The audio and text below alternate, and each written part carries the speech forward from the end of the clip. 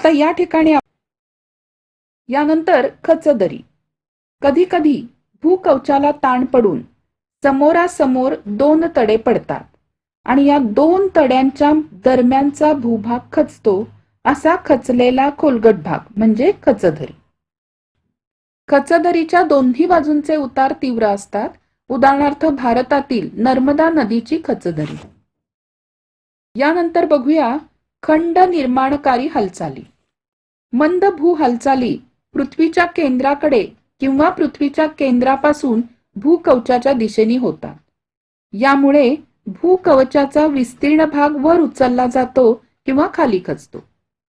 भूकवचाचा भाग समुद्र सपाटीपासून वर उचलला गेला तर खंडांची निर्मिती होते, म्हणून यांना खंड निर्माणकारी हालचाली म्हणून ओळखलं जातं. यामुळे विस्तीर्ण पठारांची सुद्धा निर्मिती होऊ शकते. पण मूळचा भूभाग जर खाली खचला तर मात्र तो समुद्र सपाटीच्या खाली जातो आणि मग त्यावेळेला तो भूभाग सागराच्या पाण्याखाली जाऊन सागर तळाचा भाग बनतो. यामध्ये शीघ्र भू हालचाली. भू म्हणजे जमीन आणि कंप म्हणजे थरथरणं. भूकंप ही भूकवचाची हालचाल आहे. भूपृष्ठाच्या अंतर्गत भागात होणाऱ्या हालचालींमुळे भूकवचात प्रचंड ताण निर्माण होतो. हा ताण एका विशिष्ट मर्यादेपेक्षा जास्त झाला की तो मोकळा होतो आणि तिथं ऊर्जेचं उत्सर्जन होऊन ऊर्जा लहरी निर्माण होतात. यामुळे भूपृष्ठ कंप पावतं म्हणजेच भूकंप होतो. भूकंपाची तीव्रता रिश्टर या एककात भूकंप मापन यंत्राने मोजतात. भूकंपाची कारणं काय? तर भूपट्ट सरकणे किंवा एकमेकांवर आदळणे, भूपट्ट एकमेकांच्या वर किंवा खाली जाणे, किंवा भूपृष्ठाच्या अंतर्गत भागात ताण निर्माण होऊन खडकांमध्ये विभंग निर्माण होणे, ज्वालामुखींचा उद्रेक होणे. भारत, ऑस्ट्रेलिया, आफ्रिका, युरेशिया, उत्तर अमेरिका, दक्षिण अमेरिका, पॅसिफिक व अंटार्क्टिका हे 7 प्रमुख भूपट्ट आहेत. पृथ्वीचं कवच अशा भूपट्टांनी तयार झालं आहे. या भूपट्टांवर खंड आणि महासागर पसरलेत. पृथ्वीच्या प्रावरणात निर्माण होणाऱ्या दाब आणि ताणानुसार हे भूपट्ट वेगवेगळ्या दिशेने सरकत असतात. यानंतर भूकंप नाभी आणि अपिकेंद्र.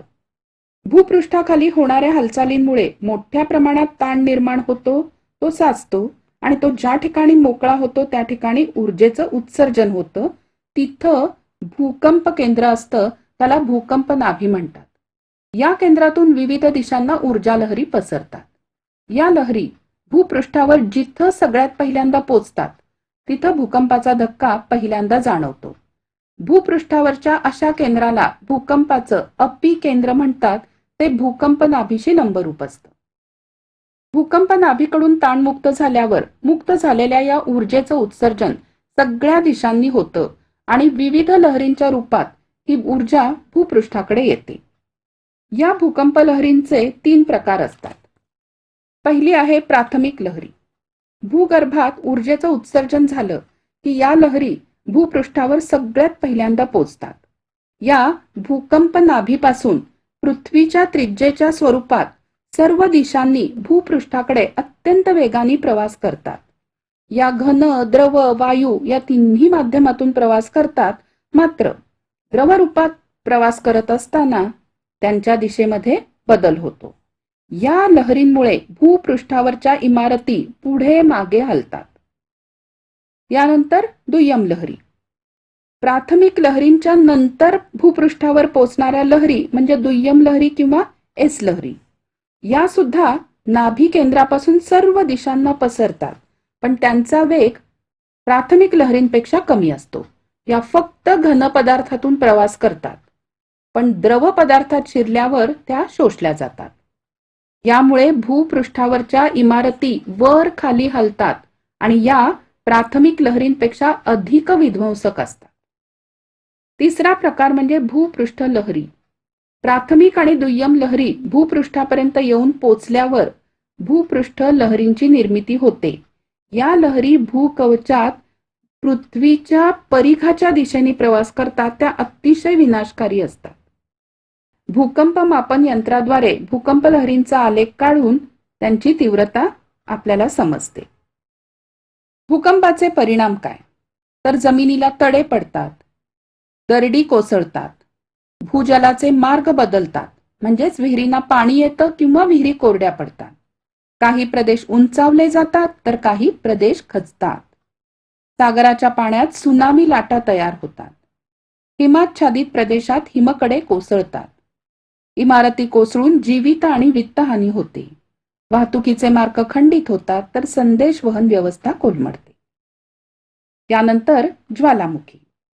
पृथ्वीच्या प्रावरणातून तप्त असे द्रव, घन, वायुरूप पदार्थ जेव्हा पृथ्वीपृष्ठावर फेकले जातात त्याला म्हणायचं ज्वालामुखीचा उद्रेक. ही क्रिया घडताना राख, पाण्याची वाफ, विषारी आणि ज्वलनशील वायू, तप्त शिलारस असे पदार्थ बाहेर फेकले जातात आणि भूपृष्ठावर आल्यावर त्याच शिलारसाला लाव्हारस म्हणतात.